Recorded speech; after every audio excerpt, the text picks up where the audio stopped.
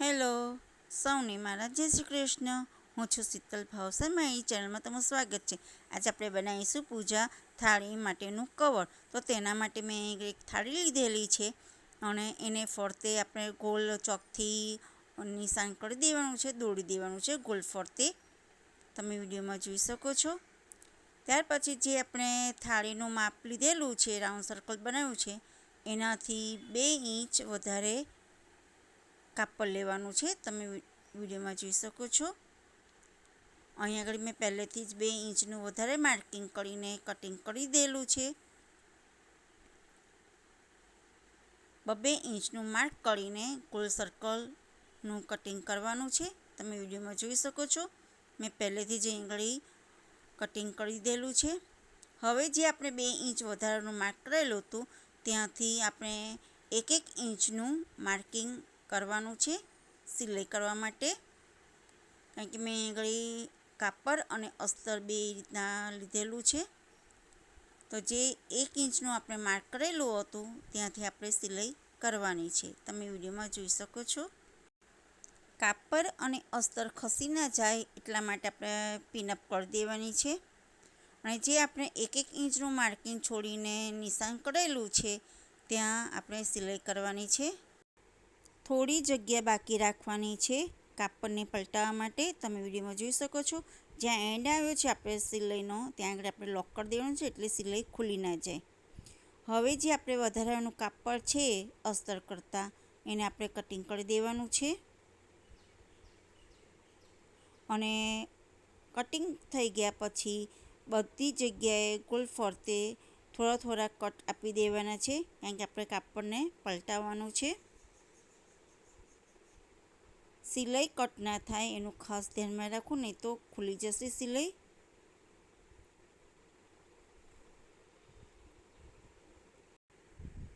જો તમે મારી ચેનલમાં નવા હોય તો મારી ચેનલને સબસ્ક્રાઈબ કરજો, લાઈક કરજો અને બેલ આઇકન જરૂરથી પ્રેસ કરજો કે જેથી જે પણ નવા વિડીયો આવે એ સૌથી પહેલાં તમને જોવા મળે।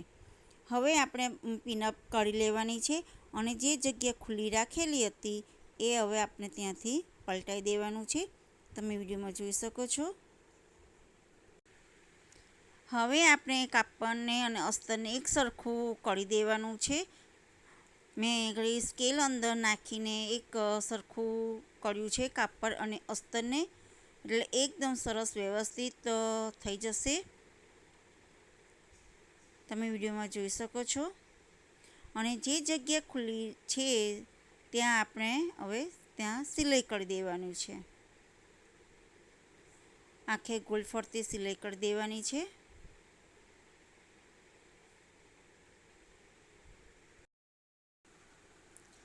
આખા ગોળ ફરતે સિલાઈ થઈ ગઈ છે। તમે જોઈ શકો છો એકદમ સરસ ફિનિશિંગવાળું સિલાઈ થઈ ગઈ છે। હવે આપણે લેસ લગાવવાની છે ગોળ ફરતે। એકદમ સરસ થાળીનું કવર સરસ તૈયાર થશે। તો મેં અહીં આગળ એક લેસ લીધેલી છે। તમે એની જગ્યાએ પોમ્પોમ પણ લગાવી શકો છો।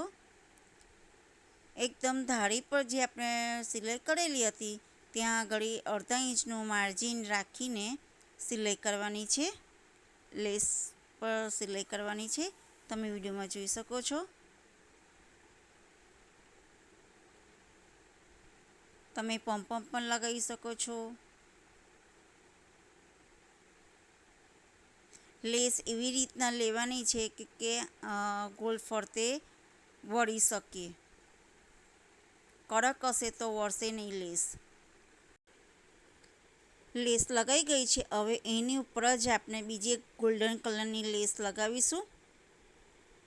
તમે વિડીયોમાં જોઈ શકો છો। અને લેસ પણ એવી રીતના લેવાની, એકદમ પતલી લેવાની છે ડિઝાઇનવાળી। તો સરસ એકદમ ડેકોરેશનવાળી થાળીનું કવર તૈયાર થશે। જે પહેલી લેસ લગાવેલી હતી એની ઉપર જ મેં લગાવી છે લેસને।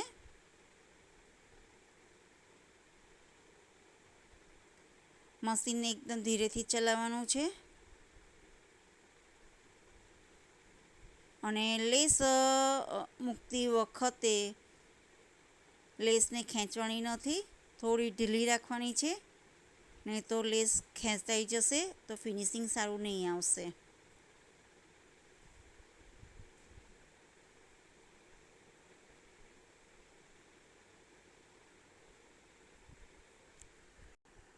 ગોલ્ડન કલરની લેસ મુકાઈ ગઈ છે અને એકદમ ફિનિશિંગવાળી લેસ તૈયાર થઈ ગઈ છે. તમે વિડીયોમાં જોઈ શકો છો. હવે આપણે બીજી લેસ લગાવીશું. તો તેના માટે મેં અહીં આગળ 2 ઇંચનું માર્કિંગ કર્યું છે. જે આપણે પહેલી લેસ લગાવી હતી ગોલ્ડન કલરની, ત્યાંથી 2 ઇંચનું માર્કિંગ કરવાનું છે. ચોકથી આવી રીતના માર્કિંગ કરી દેવાનું બધે, અને જે ચોકથી આપણે માર્કિંગ કરેલું છે એની ઉપર જ બીજી લેસ લગાવવાની છે. તમે વિડીયોમાં જોઈ શકો છો. એટલે એક સરખું રાઉન્ડ સર્કલમાં જ લેસ મુકાય. મેં અહીંયા આગળ અડધા પોણા ઇંચની લેસ લીધેલી છે. તો પહેલાં એક સાઈડ પર સિલાઈ કરી છે, હવે બીજી સાઈડ પર પણ આપણે સિલાઈ કરી દેવાની છે. તમે વિડીયોમાં જોઈ શકો છો. તમે જે રીતનું કાપડ લીધેલું હોય એ પ્રમાણમાં લેસ મૂકવાની છે. ગોલ્ડન સિલ્વર પણ લઈ શકાય છે. અહીંયા આગળ નાની મોટી સાઇઝની પણ લઈ શકાય છે. બહુ મોટી સાઇઝ એટલે બહુ પહોળાઈની સાઇઝમાં નહીં લેવાની લેસ. આવી પતલી લેસ મૂકવાનું છે, અને લેસ એવી રીતના લેવાની કે આસાનીથી ટર્ન થાય. કડક લેસ હશે તો ટર્ન નહીં થશે અને ફિનિશિંગ પણ સારું નહીં આવશે. વધારાના દોરા છે એને કટ કરી દેવાના. હવે આપણે અંદર સેન્ટરની અંદર લેસ લગાવવાની છે. તમે વિડીયોમાં જોઈ શકો છો. આવી રીતના લેસ લગાવવાની છે. તો તેના માટે આવી રીતના કાપડને ફોલ્ડ કરવાનું છે એક વખત, અને ફરી પણ ફોલ્ડ કરવાનું છે.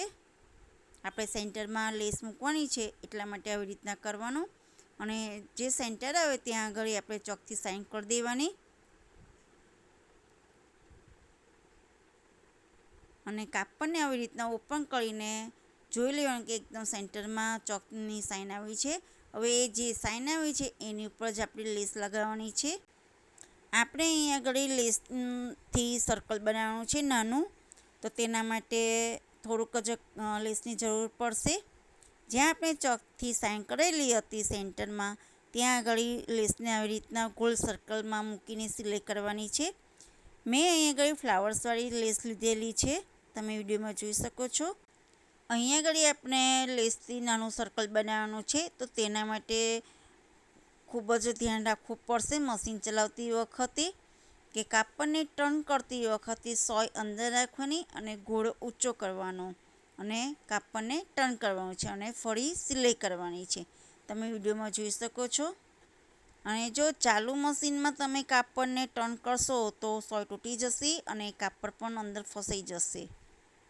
તો તેના માટે બહુ ખૂબ જ ધ્યાન રાખવાનું છે કે કાપડ ટર્ન કરતી વખતે સોય અંદર રાખવાની અને ઘોડો ઊંચો રાખવાનો, અને સિલાઈ કરતી વખતે ઘોડો નીચો રાખીને સિલાઈ કરવાની છે.